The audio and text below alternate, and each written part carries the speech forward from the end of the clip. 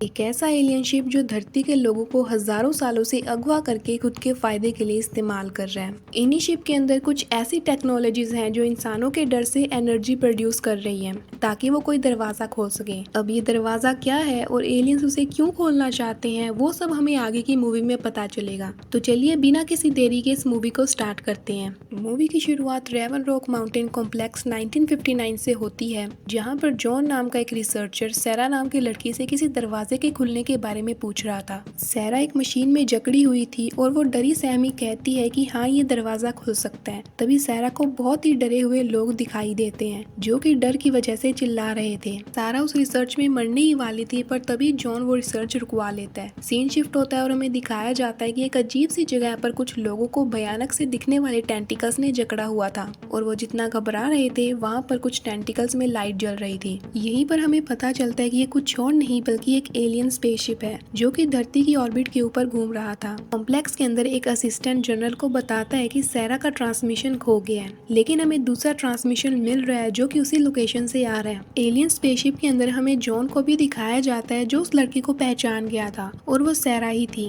John सैरा से उसके बारे में पूछता है, तब सैरा को वही रिसर्च वाले विजन याद आ गए थे। जॉन फिर से सैरा से उस दरवाजे के बारे में पूछता है, लेकिन वो कोई जवाब नहीं देती। इतनी देर में वहाँ पर एक रोंदा नाम की औरत जाग जाती है और वो अपने आसपास ये सब देखकर बहुत ही ज्यादा घबरा रही थी। रोंदा जितना ज्यादा घबरा रही थी वो टेंटिकल्स उसे उतना ही ज्यादा कसकर जकड़ रहे थे। जॉन और जैक उसे शांत करने की कोशिश कर रहे थे, लेकिन रोंदा घबरा कर फिर से बेहोश हो गई। रोंदा के बेहोश होने के साथ ही वो लाइट्स भी चलना बंद हो जाती हैं। इसके बाद जॉन फिर से सैरा को उसी दरवाजे को खोलने के लिए कहता है। दूसरी तरफ लैब के अंदर आने के बाद साइंटिस्ट जनरल को बताता है कि सैरा का ट्रांसमोनीटर एक स्टेबलाइज्ड डेंसिटी मैट्रिक्स फॉर्म करता है। सेम लाइन में फ्रिक्वेंसी होने के कारण वो दोनों एक साथ मिल सकते हैं। वारशिप के अंदर अब एक और आदमी जाग गया था जिसे जॉन शांत रहने के लिए कहता है, पर वो उसकी बात नहीं सुनता, इसलिए वो टेंटिकल्स उसे और भी ज्यादा जोर से जकड़ने लगते हैं। उस आदमी का नाम पैरी था। जॉन उससे उसकी आखिरी याद के बारे में पूछता है तो वो बताता है कि मैं एक लैब में बीमार हुआ बंद था और मदद के लिए पुकार रहा था। वहाँ पर पैरी जॉन को कहता है कि ये शायद एलियंस का काम हो सकता है। पैरी जॉन से उसके बारे में पूछता है तब वो बताता है कि वो डिफेंस आर्मी से है और शायद ये एलियंस इंसानों को काफी टाइम से इकट्ठा कर रहे हैं। हमारा काम उन लोगों को ढूंढना था। इतनी देर में रोंडा फिर से होश में आ जाती है और चिल्लाने लगती है। तभी जॉन उसे शांत करने की कोशिश करता है। जॉन काफी कोशिश करता है लेकिन रोंडा फिर भी चुप नहीं होती, इसलिए पैरी उसे आंखें बंद करके जैसा वो बोल रहा है उसे सुनने के लिए कहता है, जिससे रोंदा शांत हो रही थी। पैरी उसे कहता है कि क्या मैं तुम्हारे बारे में कुछ और पूछ सकता हूँ, तो रोंदा हाँ में जवाब देती है। पैरी उससे उसके प्रोफेशन के बारे में पूछता है तो वो बताती है कि पेशे से वो एक हाई स्कूल टीचर थी। फिर पैरी बाद में उसके परिवार के बारे में पूछता है, तब रोंदा बताती है कि उसकी एक छोटी बेटी है जिसका नाम हैना है और वो 8 साल की है। पैरी ने भी उसे बताया कि उसका भी एक लड़का है जो कि 19 साल का है। इतने में ही पैरी रोंदा से आंखें खोलने के लिए कहता है, पर रोंदा इस बार बिल्कुल भी नहीं घबराती। जॉन रोंदा से उसकी आखिरी लोकेशन के बारे में पूछने की कोशिश करता है, तब उसने बताया कि मैं अपनी बेटी को छोड़ने स्कूल जा रही थी, पर बीच रास्ते में मैं बीमार हो गई और मेरे दर्द होना शुरू हो गया। इसके बाद सीधा मैं यहाँ पर जागी हूँ। इतनी देर में वहाँ पर एक और लड़की जाग गई। उसके विजन में हमें दिखाया जाता है कि उसका बॉयफ्रेंड उस लड़की को एक आदमी के पास छोड़ आया था। वहाँ पर उस विजन में उसे सैरा भी दिखाई देती है। वो लड़की बार बार जैकस नाम से चिल्ला रही थी, इसलिए रोंदा उसे कहती है कि यहाँ पर कोई भी जैकस नहीं है, जरा अपने आसपास देखो। वो कहती है कि तुम ज्यादा चिल्लाकर खुद को ही नुकसान पहुँचा रही हो, इसलिए प्लीज चुप रहो। वो लड़की उन सब के बारे में पूछती है, तब रोंदा बताती है कि हम सब भी तुम्हारी तरह यहाँ पर पहुँचे हैं। रोंदा उससे उसके नाम के बारे में पूछती है, तब उस लड़की ने अपना नाम एलेक्स बताया। एलेक्स जैक को देखकर कहती है कि मैं तुम्हें जानती हूँ, पर जैक उसे नहीं जानता था। जैक उन सबसे हैरानी से पूछता है कि क्या तुम मुझे नहीं जानते, मैं एक जाना माना रॉक स्टार था। एलेक्स उसे कहती है कि जब मैं छोटी थी तो तब तुम मर गए थे। जैक उस पर गुस्सा करता है, तब वो बताती है कि तुम्हारी हत्या तुम्हारी वाइफ के हाथों हुई थी और बाद में उसे उम्र कैद की सजा हो गई और उसने कोर्ट में ये बोला कि तुम एक रोशनी में गायब हो गए। जॉन एलेक्स से टाइम के बारे में पूछता है, तब एलेक्स बताती है कि शायद आज से 15 साल पहले की बात है। फिर जॉन उससे प्रेजेंट टाइम के बारे में पूछता है, तब वो बताती है कि शायद ये 2018 है, लेकिन जैक उसकी बात से बिल्कुल सहमत नहीं था। फिर पैरी उन्हें बताता है कि ये 2050 है और रोंदा उन्हें 1977 के बारे में कहती है। जैक जब जॉन से साल के बारे में पूछता है तो वो 1969 कहकर जवाब देता है। ये सुनकर सभी के सभी और भी ज्यादा घबरा गए। तभी वहाँ जहाँ पर एक अजीब से क्रिएचर ने आकर रोंदा के मुंह को जकड़ लिया और वो उस समय अपने सबसे ज्यादा डरावने सपने में पहुंच गई थी, जहाँ वो एक ग्रेव में थी। रोंदा की आंखें खुलती है जहाँ वो खुद को एक ग्रेव में देखती है और वो बहुत ही घबरा जाती है। जितना ज्यादा वो घबरा रही थी उतना ही ज्यादा उन टेंटिकल्स में से लाइट प्रोड्यूस हो रही थी। इतनी देर में सैरा भी वहाँ पहुंचकर उसे अपने सबसे अच्छे ख्वाब में ले जाती है, जो कि उसकी ग्रैंडमा का कमरा था। पर वो उसकी दादी नहीं बल्कि उसके भेस में कोई एलियन बोल रहा था। वो रोंदा को कहता है कि तुम यहाँ पर 12,000 सालों के लिए कैद हो, इसलिए इस फंक्शन से जुड़ जाओ। वो एलियन सैरा को देख लेता है, इसलिए सैरा भी फिर से अपने कॉन्शियस स्टेट में आ गई। एलियन रोंदा को बहुत ही ज्यादा उकसा रहा था, जिससे कि शिप के अंदर टेंटिकल्स उसे और भी ज्यादा ताकत लगाकर जकड़ रहे थे। रोंदा बहुत ही बुरे तरीके से तड़प रही थी। अब फिर से हमें उस रिसर्च लैब में जॉन और सैरा दिखाए जाते हैं, जहाँ पर सैरा उन सभी शिप में मौजूद लोगों को चिल्लाते देख रही थी। सैरा फिर से मरने ही वाली थी, पर जॉन उसे सही टाइम पर उस मशीन से निकाल लेता है। होश आने के बाद वो जॉन से कहती है कि वो आ रहे हैं। उधर शिप के अंदर रोंदा को टेंटिकल्स ने मार डाला, जिसे देखकर जैक बहुत ही डर गया। यहाँ पर एलेक्स और सैरा भी काफी ज्यादा घबरा गए थे।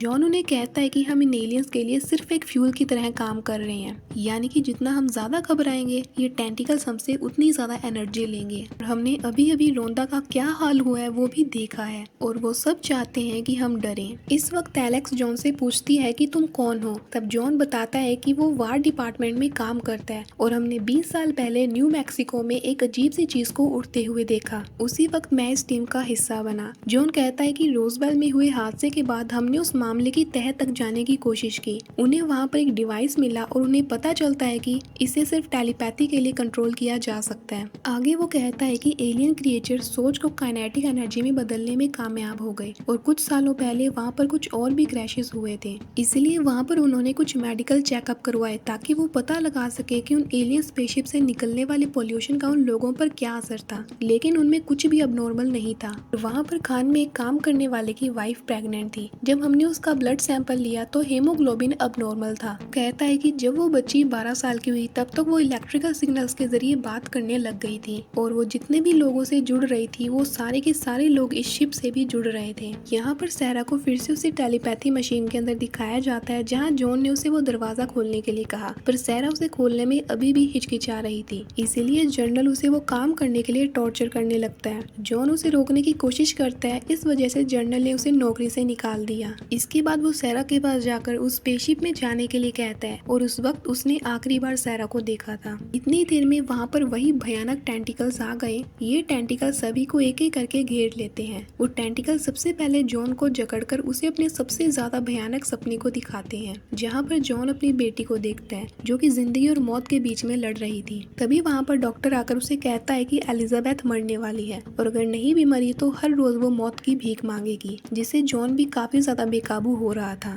पर वो डॉक्टर नहीं बल्कि एलियन था, जो उसे भी रोंदा की तरह डराकर मारना चाहता था। वो जॉन को इसकी बेटी की इस हालत का जिम्मेवार ठहरा रहा था, पर जॉन उसकी बातों में नहीं आता। दूसरी तरफ हमें पैरी का विजन दिखाया जाता है, जहाँ उसकी बेटी उसे मिलने आई थी। तब पैरी उसे कहता है कि आखिर तुम कौन हो। तो वो कहती है कि पापा ये मैं हूँ आपकी बेटी। तब पैरी उसकी बातों में नहीं आता। वो गुस्से में कहता है कि ना ही तुम मेरी बेटी हो और ना ही मैं तुम्हारा पिता, पर अगर तुम मेरे दिमाग में जाने की कोशिश कर रही हो तो तुम कोशिश कर सकते हो। और पैरी अपने बेड पर जाकर लेट जाता है। अब टेंटिकल्स ने पैरी को भी छोड़ दिया। यहाँ पर हमें एलेक्स की बचपन की यादों को दिखाया जाता है, जहाँ पर एक आदमी ने उसकी माँ को मार दिया और एलेक्स ये सब छुपकर देख रही थी। वो आदमी एलेक्स को ढूंढ लेता है और उसे अपने पास आने के लिए कहता है, पर तभी सैरा आकर उस आदमी को मारकर एलेक्स को बचा लेती है और उस टेंटिकल्स ने एलेक्स को भी छोड़ दिया। इसके बाद सैरा जॉन के पास आती है। जॉन पूछता है कि आखिर तुम यहाँ पर कैसे आई। तब सैरा कहती है कि ये सभी टेंटिकल्स एक दूसरे के साथ कनेक्टेड हैं और हम बिना उनके पता चले यहाँ पर बात कर सकते हैं। जॉन कहता है कि आखिर हम दोनों यहाँ पर क्यों हैं। तब सैरा ने कहा कि ये रोंदा की एक बहुत ही मजबूत याद है और वो एलियंस हमें यहाँ पर नहीं ढूंढ सकते, इसलिए वो टेंटिकल सैरा और जॉन को भी आजाद कर देते हैं। सैरा जॉन से कहती है कि मैं जानती हूँ कि वो हमसे क्या चाहते हैं, पर टाइम बहुत कम है। जॉन सैरा से पूछता है कि आखिर जनरल ने तुम्हारे साथ क्या किया। तब सैरा ने बताया कि जनरल चाहते थे कि वो उस जगह को जड़ से मिटा दे, जिससे कि उनकी दिमाग पढ़ने की शक्ति भी मिट जाए, जिसके लिए मेरी याददाश्त को मिटाना भी जरूरी था। वो कहती है कि ये एलियंस हमसे एनर्जी इंटरडायमेंशनल एनर्जी पोर्टल खोलने के लिए ले रहे हैं। वो जहाज नहीं शरीर भी बदल रहे हैं और ये एलियंस हर टाइम पीरियड में जा सकते हैं। जॉन कहता है कि आखिर वो इतनी एनर्जी का कर क्या रहे हैं। तब सैरा कहती है कि वो कुछ ढूंढ रहे हैं और वो किसी और को नहीं बल्कि मुझे ढूंढ रहे हैं। इतना बोलकर सारा वहाँ से चली जाती है। तब वहाँ पर बैठी रोंदा की दादी कहती है कि तुम यहाँ पर 18,000 सालों से कैद हो और तुम सबसे ज्यादा खास हो। वो जॉन को सारा को ढूंढने के लिए कहती है। इतनी देर में जॉन उसी कॉम्प्लेक्स की लैब में पहुंच जाता है जहाँ उसे भी सारा के साथ उस शिप में भेजा जा रहा था। अब शिप के अंदर एलेक्स को भी होश आ गया था। वो सारा से पूछती है कि आखिर उन्होंने तुम्हारे साथ क्या किया, क्या तुम्हें दर्द होता था? तब सारा हाँ में जवाब देती है। एलेक्स भी सारा को बताती है कि जब वो 11 साल की थी तब उसकी माँ की मौत हो गई और वो उससे पूछती है कि क्या तुम हमें यहाँ से बाहर निकाल सकती हो? तब सारा कहती है कि हाँ। यहाँ पर उस शिप के अंदर उन तीनों को भी होश आ गया था। इतने में ही जॉन बोलता है कि क्या उन्हें ट्रांसपोंडर के बारे में पता है? तब सारा कहती है कि हाँ उन्हें पता है। जॉन कहता है कि मेरे ट्रांसपोंडर को कभी यूज ही नहीं किया गया, यानी कि मुझे यहाँ पर एलियंस लाए हैं, पर ये नहीं पता कि क्यों। उसके बाद जॉन सारा से पूछता है कि जब तुमने उस जहाज को शुरू किया तब तुमने वहाँ पर क्या देखा? सारा कहती है कि उसने वहाँ पर रोंदा की मौत देखी थी, यानी कि सारा ने भविष्य देखा था। एलेक्स कहती है कि फिर बाकी सबके साथ क्या हुआ? तो उसने जवाब दिया कि उसने आगे कुछ नहीं देखा। पैरी सारा को कहता है कि यही सही टाइम है, तुम हमें यहाँ से बाहर निकाल दो। पर सारा कहती है कि ऐसा अब नहीं हो सकता क्योंकि उन्होंने इंटरफेस को अलग कर दिया है। उसी वक्त पैरी को बहुत ही जोर से झटका लगता है और सारा फिर से रोंदा की दादी के पास पहुंच गई।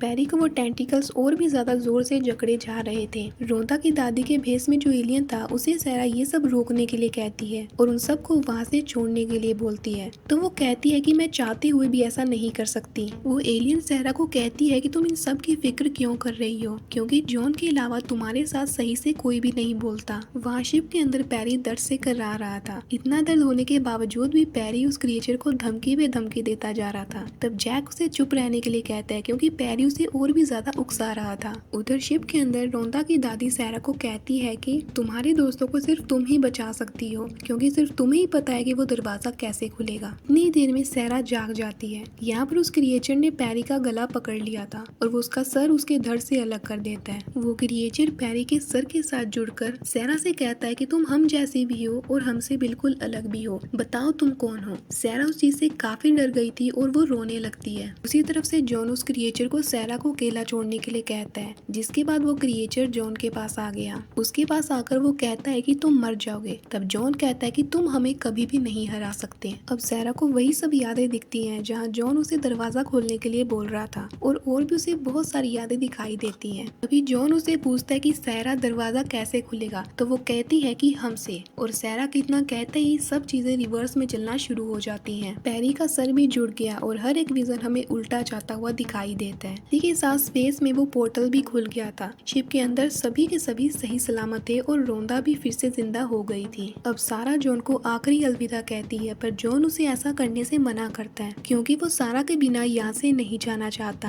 अब सभी शिप से गायब होकर धरती पर पहुंच जाते हैं जहाँ बर्फ पड़ रही थी और यहाँ पर रोंदा और पैरी भी थे। सभी के चेहरे पर एक अलग ही मुस्कान थी क्योंकि वो अपने घर वापस लौट आए। सब लोग सिटी की ओर जाना शुरू कर देते हैं। वही स्पेस में हमें सारा दिखाई जाती है जो अभी भी उस स्पेसशिप में थी। उधर स्पेस में वो पोर्टल खुल गया था जिसे होकर सभी स्पेसशिप अंदर आ रहे थे। इसी के साथ ये मूवी यहीं पर खत्म हो जाती है। ऐसी और मूवीज देखने के लिए इस चैनल को सब्सक्राइब कर लीजिए ताकि आने वाली वीडियोस आपसे मिस ना हो।